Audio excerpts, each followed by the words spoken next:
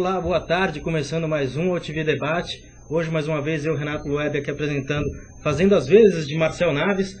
Já estou entrando no chat, só um minutinho, galera.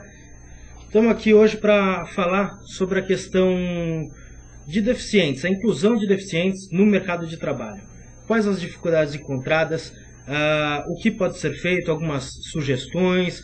Então, até as sugestões de vocês vai ser muito bem-vinda aqui. Só eu consegui entrar no chat, mas já estou entrando, ok? Hoje o entrevistado aqui é o advogado, professor da PUC, da pós-graduação, Ricardo Pereira de Freitas Guimarães. Boa tarde. Oi, Renato. Em primeiro lugar, queria agradecer essa oportunidade. Boa tarde a você, boa tarde a todos que nos ouvem pela internet. Acho de extrema relevância o assunto e queria dizer de plano para quem nos ouve que a ideia aqui é trazer alguma contribuição para que esses portadores de necessidades especiais efetivamente sejam inseridos, né, na condição de trabalhadores, na condição de efetivos empregados nas empresas de hoje em dia. Maravilha. Aqui está complicado. Vamos lá, vamos ver se consigo entrar aqui. Tá difícil, tá difícil. Vamos tentando aqui, mas fiquem no chat, já estou vendo outras formas aqui de entrar, tá? Bom, para início de conversa, qual é a situação hoje dessa inserção da pessoa com necessidades especiais, deficiente, no mercado de trabalho? Renato, o que acontece é bastante simples. Nós temos aí uma lei que fez agora seus 20 anos, né? Uma lei que exige que as empresas com mais de 100 empregados cumpram uma cota de inclusão de portadores de necessidades especiais, um número que vai de 2% a 5%, né? E os empregadores, de um lado, dizem que não há mão de obra habilitada, capacitada para tanto, né? E de outro lado nós temos o Estado, né, através da Delegacia Geral do Trabalho e do Ministério Público do Trabalho, fazendo esse contraponto, tentando incluir essas pessoas, né? Então a verdade é essa: de um lado o empregador com suas dificuldades de mão de obra, né? E aí posso até dar alguns exemplos para você. Eu tive na semana que passou, gravando uma outra entrevista na APAI, né? Tive o prazer de estar lá naquela instituição conhecida de todos e que tem ajudado tanto o Estado e a iniciativa privada na inclusão de deficientes, portadores de necessidades. E posso te dar um número, por exemplo, desta dificuldade, né? A APAI, por ano, acaba inserindo no mercado de trabalho, segundo os números por eles passados, 70 pessoas em São Paulo, né?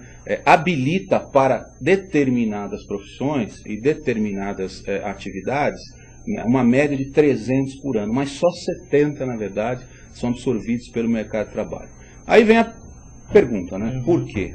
Bem, de um lado os empregadores dizem, e nós temos acompanhado isso um pouco mais de perto, e há a sua fonte de verdade, né? Os empregadores acabam realizando anúncios de jornais, procurando essas entidades, mas realmente o número de pessoas para o desenvolvimento do trabalho A, B, ou C, ou D de cada empresa é muito limitado. É muito difícil encaixar essas pessoas. E aí, de outro lado, o Ministério Público, compreendendo essa situação, e deve ser dito que nesse ponto o Ministério Público tem atuado de uma forma que eu diria brilhante, tem firmado ajuste de conduta com as empresas, né? Para quem não sabe, ajuste de conduta é um termo em que a empresa se obriga, sob pena de uma sanção ou de uma multa, a cumprir determinada situação, em que essa situação tenha como ponto fundamental um interesse social, como é a inclusão dos portadores de necessidades especiais, né? E o Ministério Público firma, na verdade, esses ajustes de conduta com essas empresas, elastecendo um pouquinho, algumas vezes, este prazo para a inclusão, porque já percebeu a dificuldade que essas empresas têm. E o Ministério do Trabalho também, pelo seu próprio site, inclusive, diz que dos 100% de possibilidade de inclusão, só 20%, 21% está sendo cumprido hoje. O que nos leva a crer que ou há uma extrema má vontade dos empregadores, que eu não acredito, não obstante existam os empregadores realmente, que nós sabemos que em todos os setores existem aqueles que agem de boa fé e de má fé, né? Mas pela própria sensação do Ministério Público em fixar esse ajustamento de conduta, nos parece que realmente há uma dificuldade nessa mão de obra. Porque, veja, além de habilitar para determinado serviço, né, esse empregado deve estar habilitado porque o empregador passa a responder pelo serviço que ele presta. Né? Então há uma consequência também para o empregador. Claro. Aqui os internautas agora consegui, aqui o Kiko está aqui, o Luan, o Neto Palma de la Higuera e o Sheik. Eles já estão comentando aqui, ó, ele falou aqui, ó, o de la Higuera falando, todo agente político trata desse assunto com demagogia. E ele lembra aqui também o Netão, lembrando do Valdir Timóteo, que é um internauta nosso, que trabalha com essa questão da inclusão. Ele tem uma ONG que se chama agora me fugiu o nome, mas se não me engano Inclusão Já, algo assim, que trata da questão principalmente do cadeirante, mas de outros também. E ele fala aí, o Neto, né, falando com o de la Higuera, que fala aqui dos agentes políticos que tratam esse assunto com demagogia, e ele fala com o de la Higuera, mas qual o assunto que eles tratam com seriedade? E o de la Higuera falando que dificilmente algum administrador municipal dá a esse problema a atenção que ele, né, o problema realmente requer. Se sente esse problema da política mais querendo penalizar do que ajudar que essa norma seja cumprida? Olha, a gente tem algumas situações que realmente são delicadas, né, que a meu ver deveria haver um objetivo tanto para o Ministério Público quanto para a Delegacia Regional do Trabalho, quanto para o Estado, ou municipalidade, ou União. Né? Que é o objetivo, qual é o objetivo da lei? O objetivo da lei é incluir. Né? O que se tem visto hoje, infelizmente, quando um fiscal vai a uma empresa, ele quer ver o documento que comprova se está preenchido ou não esta cota. Este documento, na verdade, não relata a inclusão. Este documento relata que para o número X de trabalhadores existe um número X de portadores de necessidade e que esses portadores estão registrados naquela empresa. Então, muitas vezes... Registrados. Isso, registrados. Muitas vezes eles estão só registrados. E para nós, esta inclusão, pela inclusão, o resultado dessa equação é simplesmente a exclusão. Porque a ideia é que o portador venha, tenha um ofício, né, e entre naquela atividade social, naquela atividade de trabalho. Outro detalhe que é importante dizer, tendo em vista principalmente o comentário feito por eles, é que muitas vezes existe um termo de ajuste de conduta fixado, firmado com o Ministério Público do Trabalho, né, e a Delegacia Regional do Trabalho vem e autua a empresa durante a vigência, durante a validade desse ajuste de conduta. Eu não quero dizer que a DRT não tenha esse poder, né, ou que eles estejam coligados em determinadas situações. Nada disso, cada um tem a sua função. O que eu quero dizer é o seguinte, me parece, e aqui com todo respeito, que seria até um desprestígio para o Ministério Público firmar um ajustamento de conduta com uma empresa e a DRT autuá-la durante a validade dessa... Então, desrespeito entre as organizações. Entre as organizações, né? Porque o que acontece? Ora, se a finalidade é incluir, e o Ministério Público foi lá e viu que essa inclusão não é possível e por isso alargou com determinada sanção e etc e tal, não acho que seria razoável a Delegacia Regional do Trabalho ir até essa empresa e autuá-la. Me parece que... Muitas vezes esse termo de ajustamento é justamente para a empresa se adequar e conseguir fazer essa inclusão. Exatamente. Então, há se não houver o cumprimento depois do final do termo de ajustamento, daí sim cabe uma multa. Cabe uma multa, ou então, se a empresa não for cumprindo o que está ajustado, o próprio Ministério Público pode executar aquele ajustamento, cobrando a sanção lá fixada, que geralmente não é um valor pequeno. Né? Então, realmente, me parece que deve haver um direcionamento maior da finalidade da lei. Então, se nós chegamos à conclusão, e isso eu falo se todos chegarem à conclusão, que não há hoje, né, um número suficiente de trabalhadores para isso, vamos mudar algumas coisas? Vamos. O que poderia ser feito? Eu acho que o que poderia ser feito, por exemplo, é uma atuação maior do sindicato. Né? Hoje o sindicato e as centrais sabem muito bem disso. A atividade do sindicato não é mais ter uma mesa de pebolim e uma mesa de sinuca. Né? Então, os sindicatos podem e devem, pelas vias dos instrumentos coletivos, representar a sua categoria, inclusive com relação a um direito desse, que até seria um direito inespecífico da categoria, mas poderia ser firmado por cláusula de instrumento coletivo. O Sindicato do Trabalho, ele também trabalha com a questão da inclusão? Então, não tenho visto. É isso que eu tenho dito, eu não tenho visto. Em regra, alguns instrumentos coletivos que se deparem, que encarem esse problema. E veja, e é importante dizer que essa é uma moeda de troca muito grande que o empregado, que a categoria do empregado tem em relação ao empregador. Porque, olha, se o empregador tem realmente essa dificuldade, seria uma moeda de troca muito razoável, né? Que eles firmassem algum tipo de condição, reconhecendo que para aquela categoria, existem categorias que nós temos muita dificuldade em habilitar. Ou ainda, uma outra solução que podia ser dada, Renato, a minha sugestão, né? Se nós queremos incluir, né, eu não sei se autuar é uma forma de inclusão. Talvez nesses ajustamentos de conduta, ou mesmo pela via sindical, fosse interessante que essas empresas firmassem modos com o Ministério Público, quando eles estejam no trabalho, de contribuir para a inclusão com a habilitação. Porque o que acontece? A habilitação seria, em tese, responsabilidade do Estado. E nós sabemos que o Estado não tem condição de habilitar, ainda que se esforce, etc. Né? E acho que esse esforço ainda não é tão grande como deveria. Isso deve ser dito. Né? Já que não consegue, então que transfira de uma forma mais racional para a empresa, não simplesmente autuando. Imagina, em vez se essas multas... É aquela coisa, se ajudar para um Brasil, não... Exato. Se essas multas fossem revertidas, né, para alguma instituição diretamente, ou através de algum pacto, de uma convenção, de um ajustamento de conduta, para que se habilitasse determinados trabalhadores, e com isso se declarasse o cumprimento de cota, né, o Brasil começaria a girar, começaria a ter mais pessoas habilitadas, mais pessoas capacitadas, aí sim haveria uma verdadeira inclusão social. Exatamente. O De La Higuera fala aqui com o Neto Palma, mas também falando com a gente, né? Ele é de Jabuticabal, é jornalista lá, e ele fala que, ó, nesse caso em particular, eu fico puto, porque eles acabam escarnecendo a condição de debilidade física do cadeirante ou do deficiente físico. Eu mesmo já fui autor de uma tabela, de uma lei aqui em Jabuticabal, que regulamenta o embarque e desembarque de deficientes físicos permanentes ou temporários em portas de algum estabelecimento público ou privado. A polícia estava multando direto, e nós acabamos com isso.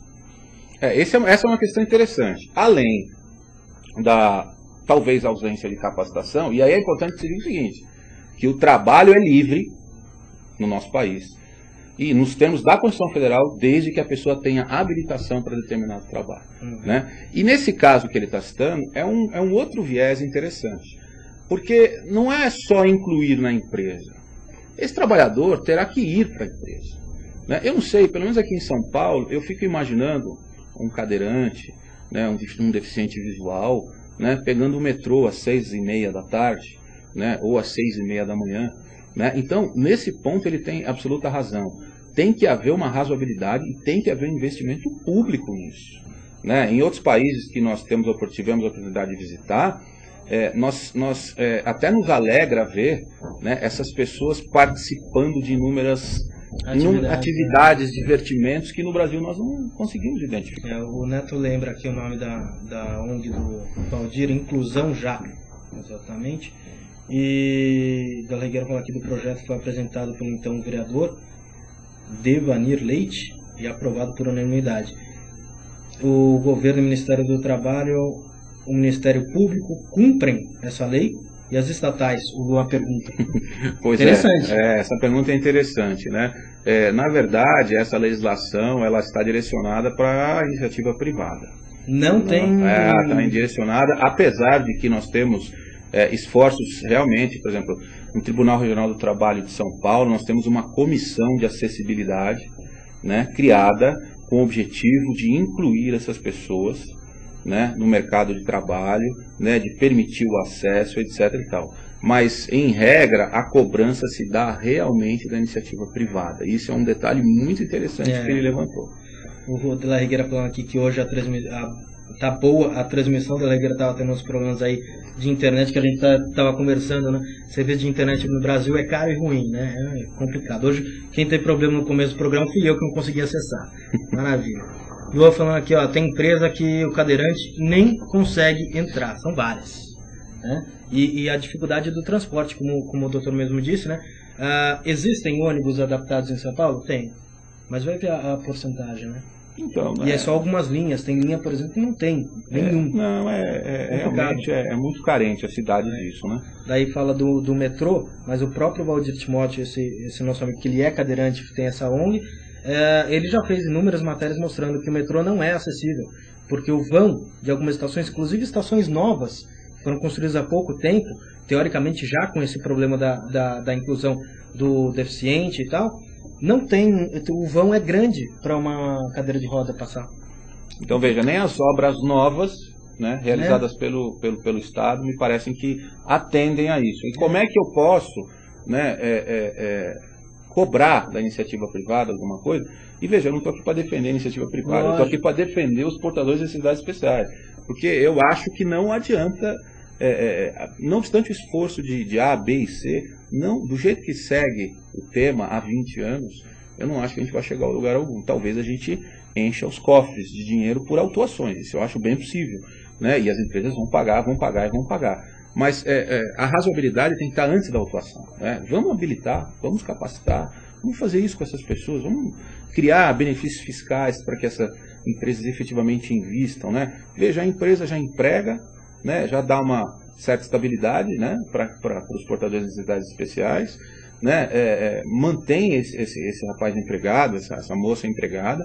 Você sabe que muitas vezes a atividade desenvolvida por uma pessoa portadora de deficiência não gera o mesmo, digamos assim, o mesmo rendimento, né? Pode acontecer isso e a empresa deve assumir isso porque é o fim social. Agora, me parece que o Estado também tem uma função muito interessante. Uma coisa que você falou agora de rendimento, pensei aqui, questão salarial.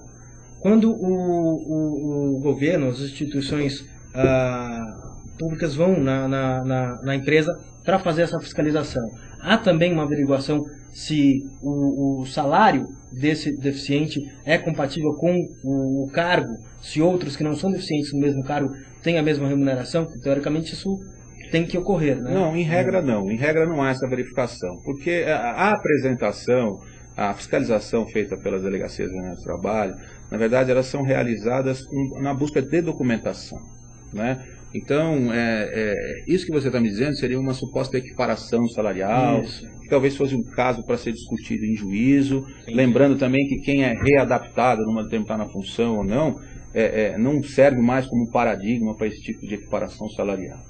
Tá? O Neto está falando que a legislação brasileira determinou que as empresas obedecessem às exigências legais a fim de preencher a cota de deficiente prevista no artigo 93 da Lei 8.213/91. A regra, embora entre em vigor há mais de... mais de 15 anos, na verdade completou 20 anos, dia 24. É isso mesmo. É desconhecida por muitos empresários. Há algumas empresas que até conhecem a legislação, desconhecendo, porém, qual a melhor forma de adaptar-se à regra. Existe esse desconhecimento. Pois é, olha, essa questão de desconhecimento da lei é algo que não é permitido pela própria legislação. Lei. Né? Não, desconhecer, muitos até podem desconhecer, empresas muito pequenas, etc. A gente pode até ponderar essa situação. Agora, o que é interessante é que quando há uma fiscalização, há uma fiscalização para autuar. É difícil você ter uma fiscalização que oriente mesmo essas empresas menores. E aí, cabe dizer uma coisa, empresas com até 100 funcionários, essa lei não se aplica. Né? Então, menores, mas com mais de 100 empregados. Né? Acho que com mais de 100 empregados, acho difícil que uma empresa com essa estrutura, pelo menos de médio porte, nós poderíamos chamar de pequeno para médio porte, não teria conhecimento dessa legislação. Tem o conhecimento e tem que inserir. A nossa questão é como inserir. Como inserir. É aquela coisa que você falou da PAI, por exemplo. Ela capacita 200, mas consegue colocar 60. Porque a capacitação não obrigatoriamente é para os cargos que o mercado necessita. Isso, e a PAI faz uma coisa muito interessante. Nas unidades pelo Brasil, porque o Brasil é gigantesco, nós sabemos disso, ela vai capacitando de acordo com a atividade preponderante das regiões. Isso é muito interessante, esse trabalho que a PAI faz. Né? Então, muitas vezes você capacita para determinadas funções, e às vezes a gente ouve assim, numa autuação, não, mas você pode colocar esse portador de necessidade no ambiente administrativo. Sim, às vezes você tem um ambiente administrativo com 50 pessoas e você precisa ter 150 portadores de necessidades especiais. Então não é possível adequar isso. Né? Geraria um custo que poderia até inviabilizar o próprio negócio. Nós não podemos esquecer que esse mesmo empregador também está gerando emprego para as outras pessoas. Né? Então, uma autuação sem uma verdadeira educação, sem tentar capacitar, é uma situação muito delicada, muito difícil. É aquela coisa que você mesmo comentou da empresa, a multa ser revertida na empresa mesmo, buscar profissionalização de deficientes para poder se encaixar no mercado, né? Isso, a gente tem na Alemanha, por exemplo, na Espanha, a gente tem esse tipo de fundos para isso. Né? Na verdade, a nossa previdência é totalmente precária, e nós sabemos disso, né? Na sua atuação, com valores muito baixos, que não remuneram absolutamente nada. Então, recolhe-se impostos, né? Na velhice não se tem uma vida digna, né? Ou recolhe-se impostos e não se tem em troca nada. Infelizmente, essa é a verdade do Brasil. E com relação aos portadores de necessidades especiais, é a mesma coisa. Né? Não se tem um direcionamento específico para isso. Né? Talvez, em vez de pagar uma multa de 100 mil, 200 mil, 150 mil, se esse valor fosse ajustado antes para endereçar a uma entidade que capacite e durante um período essa empresa ficasse desobrigada de cumprir a cota, porque está capacitando, isso poderia trazer um resultado muito interessante para o Brasil futuro. O Neto ele fala aqui justamente dessa questão de melhorar o Brasil. Ele fala, na maioria dos casos, inclusive, é possível que a avaliação periódica do desempenho do profissional tenha o mesmo critério entre deficientes e demais empregados. Com a contratação só existe o sistema ganha-ganha. Além da empresa, do deficiente, ganha o país com a diminuição do desemprego, maior inclusão social. Além disso, dentro das empresas, os empregados certamente se orgulharão da própria empresa. Além de criar um ambiente inovador, satisfatório para todos, a empresa certamente terá um real ganho na imagem perante os subordinadores, fornecedores, clientes, comunidade, sem contar no possível aumento de sua produtividade. Eu não tenho dúvida nenhuma de que a colocação é perfeita. Né?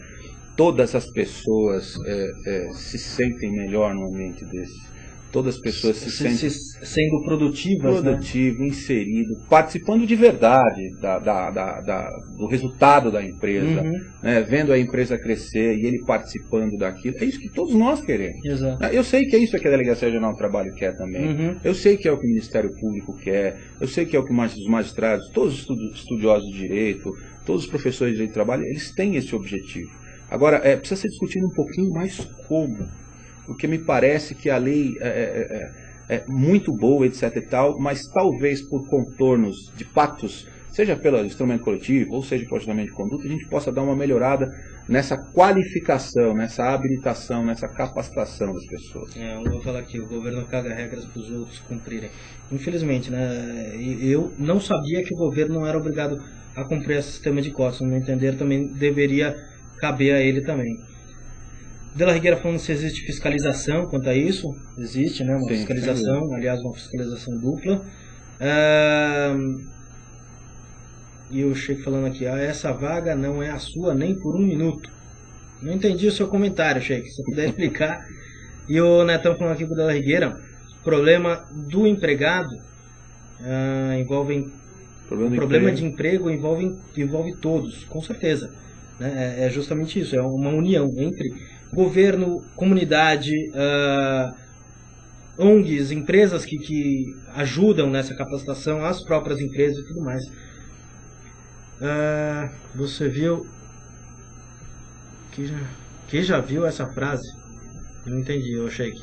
E o de la Higuera falando aqui, tem, Renato, mas onde eles circulam? Do transporte, você está falando? Não sei. Bom, Para conseguir adaptação para um banheiro de uma escola, aqui no bairro eu suei sangue. Burocracia foi inferno. Até para colocar uma barra inclinada na parede, junto ao vaso sanitário, no banheiro da escola, eu tive problemas, mas consegui. Então, aí você imagina numa estrutura de uma empresa grande, né? Que tudo bem, você fala, mas a lei está aí há 20 anos. A lei está aí há 20 anos, mas infelizmente nós temos a cultura da fiscalização mesmo, né? Tem que ser fiscalizada, etc. Para a gente fazer essas alterações, estamos colocando no lugar dos empresários agora, né? Para que os empresários façam esse tipo de alteração, se investe muito capital, né? Alvarás, autorizações, etc. Você vê, para colocar uma grande burocracia, né? E não é tão simples como parece, né? Você tem que inserir X% ponto. Né? Você tem que trazer essa pessoa para o trabalho, você tem que no trabalho dar condição para essa pessoa trabalhar. Para a Dela Rigueira até fala que agruras de um modesto líder comunitário. Pois é, complicado. O Lua falando aqui, o governo fatura INSS de deficiente ou concede algum incentivo fiscal? Não há incentivo fiscal. Não há incentivo fiscal com relação a isso. Infelizmente, diferente de outros países em que nós temos fundos para isso e incentivo fiscal. Aqui a gente fica realmente com aquela, digamos assim, assistência social, quando muito, do INSS, que realmente não cobre absolutamente nada. Dela Rigueira falando aqui, lembrando que essas adaptações estavam aprovadas e homologadas pela PAI e pelo laudo técnico da OMS. Então, quer dizer, a burocracia já tinha sido sanada, o problema foi realmente na prática. Quais os benefícios que o governo dá às empresas que contratam esses deficientes? Não multa. Não multa. É o grande benefício, não multa. Dela Rigueira, é contramão do chamado Pacto Federativo, meu caro doutor. Exatamente. Nosso sistema presidencialista governa ao contrário do que tange a distribuição do que se arrecada. O município deveria receber a maior parte dos recursos, seriam, né? Conversa até que eu já tive com o Dela Rigueira. O Brasil é governado da União para os estados e para o município. Deveria ser o contrário. Acho que daria mais certo. Então eu concordo com ele nesse sentido. E o Sheik falando aqui, pergunta para o convidado se ele já viu a frase: essa vaga não é sua nem por um minuto. Não conheço essa frase, realmente não conheço essa frase. E o Luan falando aqui, o governo federal só tira, nada faz. E entrou aqui também o 927725. Se eu pudesse identificar com o seu nome, agradeço muito. Ok? Essas ponderações feitas são interessantes, né? Com relação ao Estado, né? Ao governo, o que o governo faz, o que o governo não faz, etc. E tal. É importante dizer repetir o que eu disse no início, né? A gente sabe que o governo, lá no fundo, tem um interesse de resolver essas questões, mas que também não é fácil administrar uma máquina pública, não é muito fácil. A gente sabe, se a gente tem uma empresa onde nós mandamos e desmandamos, né, como empresário, por exemplo, você imagina alguém que depende de uma legislação, de uma aprovação. Para que algo aconteça no governo, a burocracia é 100 vezes maior do que para que algo que aconteça numa empresa privada. Nós sabemos disso. Agora, eu não tiro a razão deles com relação à objetividade, à vontade. Né? A vontade tem que estar estampada. E eu acho que não só através de lei, não. Acho que a gente não depende do legislativo para isso. Acho que a gente depende mais da Delegacia Regional do Trabalho, dos sindicatos, do Ministério Público do Trabalho, repito, que tem feito um excelente trabalho nesse sentido, para que a gente tenha um objetivo único, que não é só autuar. E que as empresas que não cumprem porque não cumprem, continuem sendo autuadas mesmo. Essa é a ideia. Não estou aqui para defender ninguém, não. Acho que essa é a ideia. Até porque aquilo que a gente falou também. Mau caratismo, falta de vontade, com certeza acaba existindo. Em qualquer lugar existe pessoas boas e pessoas ruins, né? Deve existir empregador também que não está nem aí para nada disso. Agora, sinceramente, algo que eu não sabia e que eu fiquei nada contente em saber é que o governo não tem essa obrigatoriedade de inserção do deficiente. Sinceramente, eu acho que até isso facilitaria para que o governo buscasse modos de inserir. Exatamente. Né? Para que visse a realidade de perto. Exatamente. Visse a realidade de perto. E cá entre nós, o governo tem uma máquina gigantesca, né? Emprega milhares de pessoas. A inclusão de deficientes com a ajuda do governo ia ser muito maior, né? Não só dependendo das empresas particulares. Deixa eu ver aqui. O 927725 falando que é o Neto, só que entrou errado. Tá bom. Maravilha, já está como o Neto Paulo. Essa frase do Sheik parece com aquela: outra peça fiado e ganhe um não de brinde. São boas frases, viu? Esse emprego não é seu em nenhum minuto, e o peça fiado e ganhe um não de brinde. Ou fiado só amanhã, né? E a placa fica lá sempre. É verdade. Maravilha, maravilha. Infelizmente, um problema sério. Eu queria que o Valdir Timóteo estivesse aqui, ia ser legal a contribuição dele. Essa é antológica, o de la Higuera falando com o Neto. Maravilha. Bom, a questão da... Fora a questão de... Por exemplo, a gente falou muito da PAI. Falta outras empresas ou... como que está para essas empresas que fazem a capacitação e que acabam tendo um contato grande com as empresas empregadoras, né? Como que está essas empresas? Elas têm Então, olha, eu na semana passada, quando estive na PAI, conversei um pouco lá e recebi alguns dados até por e-mail ontem para conversar com vocês aqui. Tive a infeliz notícia de que algumas dessas empresas, não do grupo APAI, né, mas de algumas outras instituições que têm tentado capacitar ou que desenvolvem esse tipo de trabalho, têm sido fechadas até, né, em razão da ausência de capital, né? E isso entristece, e as multas continuam, então isso entristece muito a gente, né, ter uma notícia dessa. Poxa, é um trabalho que só quem conhece proximamente pode falar dele, né? O quão importante é, e a cada dia você renova, né, a sua paixão pela vida quando você vê um trabalho desse sendo realizado. Numa ação que nós tivemos sucesso com relação a anular uma dessas atuações, foi interessante que isso está no texto até do acórdão, que a juíza, a relatora desembargadora, disse claramente que foi ao Google e buscou, né, essas ONGs, porque a defesa dizia que tinha milhões de deficientes aí aptos para serem incluídos no mercado de trabalho, e ela no texto do acórdão disse que não é verdade, que essas vagas de emprego elas vêm se repetindo, né, ao longo da pesquisa, né, e que isso demonstra que realmente não há essas pessoas com a capacitação adequada. Então é necessário que existam ONGs. Então vamos lá, qual é a ideia? Empresas que, vamos supor que uma empresa dê a seguinte desculpa: para a minha atividade não é possível. Ótimo, não é possível. Então tá, nós vamos citar uma saída. A saída é essa aqui, este instituto.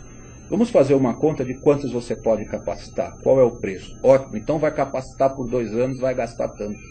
Legal? Legal, ótimo. Nós faremos com que essas empresas que estão se fechando mantenham suas portas abertas, que nós vamos conseguindo aos poucos capacitar essas pessoas e começar a girar o mercado de trabalho. E esse investimento da empresa, por estar trabalhando com acessibilidade, pode ser isento do seu imposto, ou seja, ela não está gastando algum benefício fiscal, alguma coisa assim, etc. e tal. Ou seja, em vez desse dinheiro ir simplesmente por uma multa, por uma atuação, ele vai para capacitar, ele vai para gerar emprego dessas pessoas que necessitam de emprego. Já tão falada, né, a questão de vários citam, né, as indústrias de multa e tal, né, não é só multar, é aquele negócio do tributo no Brasil, né? O problema não é pagar tributo, o problema é não ter retorno. Então, seria um destino, um destino certo para um tributo, para que ele gere receita e possibilidade para que esse erro ou essa falta, no caso do deficiente capacitado, seja sanado. E não que essa multa só fique se repetindo e o problema continue persistindo. Vocês não poderiam chamar isso de tributo, porque na verdade não vai para o Estado. Mas seria uma contribuição através de um acordo, de um pacto, seja lá com quem, né, com quem de direito pudesse firmar, um sujeito de direito pudesse firmar esse pacto, seja sindicato, delegacia ou Ministério Público, né, trazendo esse dinheiro para o objetivo da lei. É isso. Que é a inclusão, é o objetivo da lei, que é a inclusão. Maravilha. Achei que falando essa frase, essa vaga não é só nem por um minuto. Eu já vi em estacionamento de shopping, farmácia e etc. Nossa. Naquelas vagas reservadas, talvez. eu nunca vi, sinceramente. Eu também não. Della Regueira falando aqui. Agora eu pergunto, ele falando pro Sheik, quanto você paga para estacionar? A vaga é de quem? Quando você paga. Aí é de quem paga, né? Exatamente. Bom, meio-dia 53 já. Felizmente acabando aqui nosso TV Debate. Considerações finais. Você já comentou até sobre a sua opinião, o que seria mais cabível, né, de acontecer, que seria essa redistribuição dessa verba que é hoje em dia a multa, né, essa movimentação, em vez dela ser uma multa única exclusivamente, que ela sirva como um investimento para a geração desse profissional capacitado. Além disso, existe alguma coisa de fato acontecendo, que você veja acontecendo, para a melhoria dessa situação? Olha, como eu disse ao longo da conversa, no nosso bate-papo, eu acho que a preocupação inegável dos empregadores com isso, tenho visto uma preocupação inegável do Ministério Público do Trabalho com isso é digno de nota, né? Não podemos deixar de falar isso, né? Principalmente eu posso falar um pouco a respeito do que eu tenho visto nas empresas e do Ministério Público aqui, que nós acabamos tendo algum tipo de relacionamento aqui em São Paulo, né? Então o Ministério Público vem acenando com uma grande preocupação nesse sentido, sim. Tem sido discutido isso em vários fóruns, né, em vários lugares diferentes para tentar viabilizar isso. Agora, aí o que falta um pouquinho é levar isso adiante, né, Aí eu acho que cada advogado, né, tem essa responsabilidade social também, né, de conversar com as empresas que advogam, de apresentar essas entidades para a empresa que advoga, de dizer ao empresário a importância que isso tem para o Brasil, né? E que qualquer um pode ter na sua família, ou tem na sua família, um portador de necessidades especiais, né? E que isso simplesmente é fundamental para que o Brasil melhore. Então vamos fazer a inclusão, mas vamos fazer a inclusão correta, de forma adequada, conforme o Estado Democrático de Direito quer, conforme a Constituição quer. Ou seja, a Constituição fala do valor social do trabalho, né? Não é um valor qualquer. Isso é um direito fundamental. E é um direito fundamental também do portador de necessidades especiais. Claro. Também é um cidadão, né? Cidadão e portador de necessidades. É um cidadão, não tenho dúvida. Com certeza. Della Regueira agradecendo aqui, excelente programa. Pena que não começou na hora, pois eu tive problema. Desculpa, Della Regueira, tive problema mesmo aqui. Bom, meio-dia 56, agradeço muito a participação do doutor. Eu que agradeço, né? Agradeço muito a participação de vocês aqui, internautas, no nosso chat. E eu volto mais tarde, por volta das 6 horas, com o Jornal Interativo. Grande abraço, até mais, tenha uma ótima tarde. Valeu.